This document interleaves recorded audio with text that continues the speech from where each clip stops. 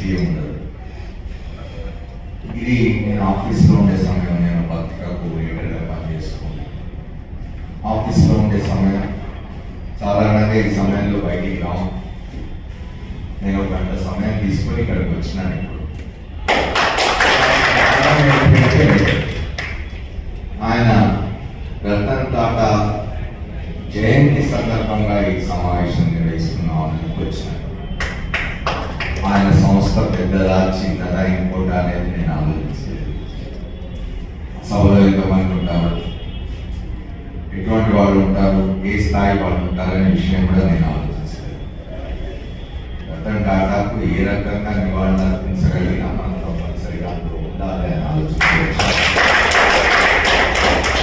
దానికి కారణం ఉంది. ఇవాళ మనం భారతదేశంలో చూసుకుంటే ప్రపంచవ్యాప్తంగా చూస్తున్నాము. వ్యాపారం అంటే అవినీతి, వ్యాపారం అంటే ఇతరులను మోసం చేయడం, వ్యాపారం అంటే ప్రజాధనాన్ని దుర్వినియోగం చేయడం, కొల్లగొట్టడం అనే అర్థం మారిపోయిన రోజుల్లో బ్రతుకుతున్నాము.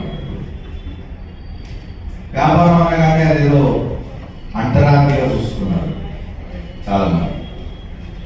వ్యాపారం అంటేనే వీళ్ళు జనాన్ని మోసం చేసేవాళ్ళు, సమాజానికి నష్టం చేసేవాళ్ళు, వందలు వేల కోట్ల రూపాయలు ప్రజాధనాన్ని దుర్వినియోగం చేసేవాళ్ళు, బ్యాంకుల నుంచి రుణాలు తీసుకొని ఎగవేసి అది కట్టాల్సిన పరిస్థితి వచ్చినాడు విదేశాలకు పారిపోయేవాళ్ళు అనే ఒక అభిప్రాయం వాళ్ళ సర్వత్రా నెలకొని ఉన్నది.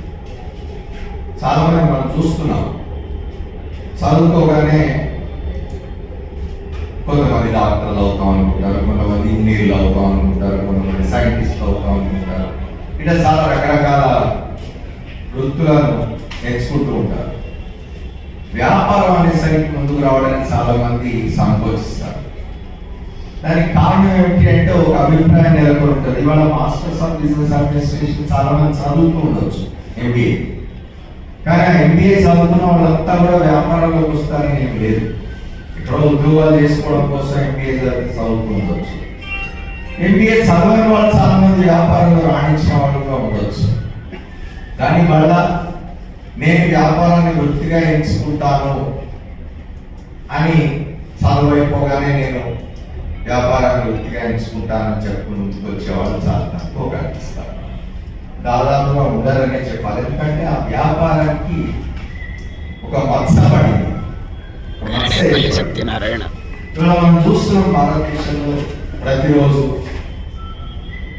వ్యాపారం కొంతమంది ప్రజాధనాన్ని దుర్వినియోగం చేసినారను, బ్యాంకులో టోపీ పెట్టి వందల వేల కోట్లు ముంచి విదేశాలకు పారిపోయినారను. ఇప్పటికీ ఇతని కోసం భారతదేశం ప్రయత్నాలు చేస్తున్నది. వాళ్ళని ఎట్లా తీసుకురావాలి, భారతదేశానికి ఎట్లా వాళ్ళ మీద విచారణ జరపాలి, ఎట్లా వాళ్ళ శిక్షలు వేయాలి అనే ఆలోచన చేసుకున్నది భారత ప్రభుత్వం. వాళ్ళు ఎవరిని తీసుకొచ్చే పరిస్థితి లేదు. ఓ విజయ మాల్యా కానీ, ఓ నీరవ్ మోడీ కానీ ఇట్లాంటి వాళ్ళు ఉదాహరణగా నిలబడుతున్నారు వ్యాపారం. ఇది ఒక దురదృష్టకరమైన పరిస్థితి. వ్యాపారం చెడ్డదే కాదు, సమాజంలో ఏది చెడ్డది కాదు. ఇవాళ రాజకీయాలు ఉన్నాయి. రాజకీయాలంటే అమ్మో, రాజకీయాలంటే కూడా జనానికి ఒక నెగటివ్ అభిప్రాయం ఏర్పడుతుంది. రాజకీయ నాయకులంతా కూడా మోసం చేసేవాడు, రాజకీయ నాయకులంతా కూడా చెప్పిన మాటలు మర్చిపోయేవాడు, చేసిన వాగ్దానాన్ని చెల్లించని వాళ్ళు అని చెప్పి ఒక అభిప్రాయం ఏర్పడుతుంది. కానీ అది కూడా కరెక్ట్ కాదు. రాజకీయాలు ఉండాలి. ప్రజాస్వామ్యంలో రాజకీయాలు అనేది చాలా అవసరం.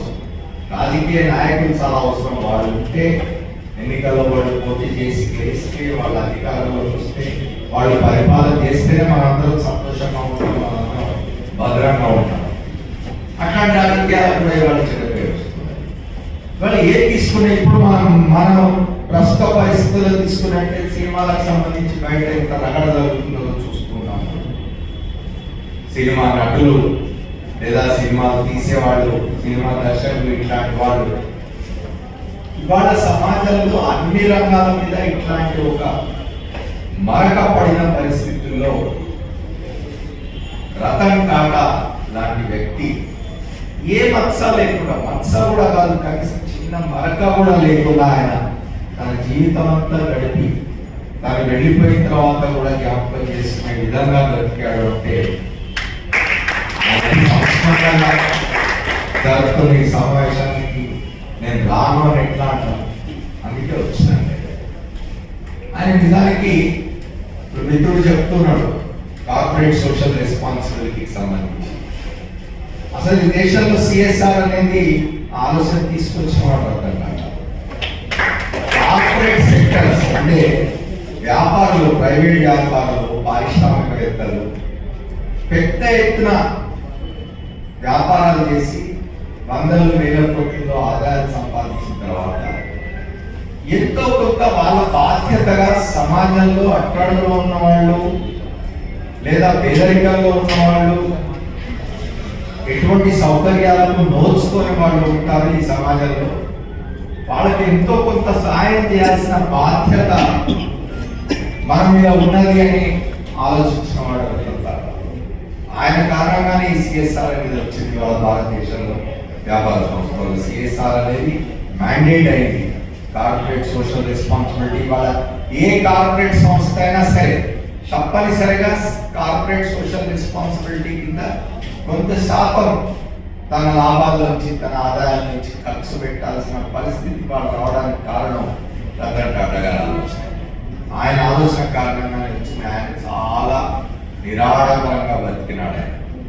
రెండోది మనం బాగా గుర్తు చేసుకోవాల్సిన విషయం ఆయన గురించి ఏమిటంటే, ఆయన జంషెడ్జీ తాత మనవడిగా ఆయన ఎప్పుడైతే ఈ వ్యాపార సామ్రాజ్యాన్ని నాయకత్వం వహించడానికి వచ్చినాడో ఆనాటి నుంచే ఆయన ఆడపడాలు వేసినాడు.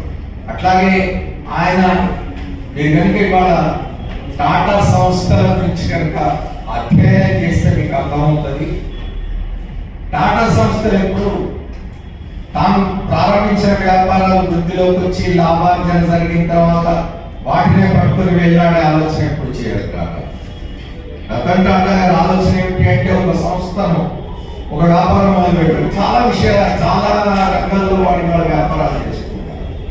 టాటా ఉప్పు దగ్గర నుంచి విమానం నడిపేదాకా ప్లేన్ టు పిన్ అని చెప్పుకుంటూ ఉంటారు. అట్లా అనేక వ్యాపారాలు, అనేక రంగాల్లో వాళ్ళ వ్యాపారం సామ్రాజ్యాన్ని విస్తరించుంది.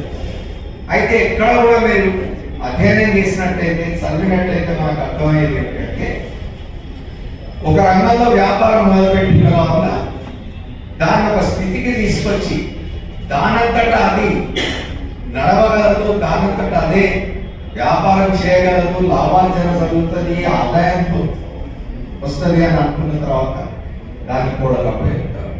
వాళ్ళ కుటుంబ సభ్యులకు కాదు, వాళ్ళ బంధువులకు కాదు, ఆ సంస్థలో పనిచేసే తర్వాత ఉద్యోగులకు అప్పచెప్తారు.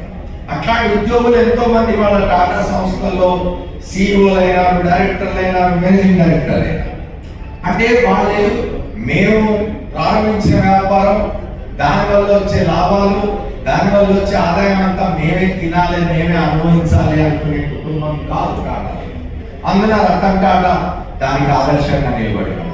అట్లా ఆదర్శంగా నిలబడినాడు కాబట్టి ఇవాళ ఆయన మనం జ్ఞాపకం చేసుకుంటున్నాం. ఇవాళనే కాదు, ఇంకా ముందు తరాలు కూడా జ్ఞాపకం చేసుకుంటాయి. దానికి ఆయనకి రావాల్సినంత గుర్తింపు దేశంలో రాలేదు అన్నది నా అభిప్రాయం. ఆయనకు రావాల్సినంత గుర్తింపు మన ప్రభుత్వాలు ఇవ్వలేదు అన్నది నా అభిప్రాయం.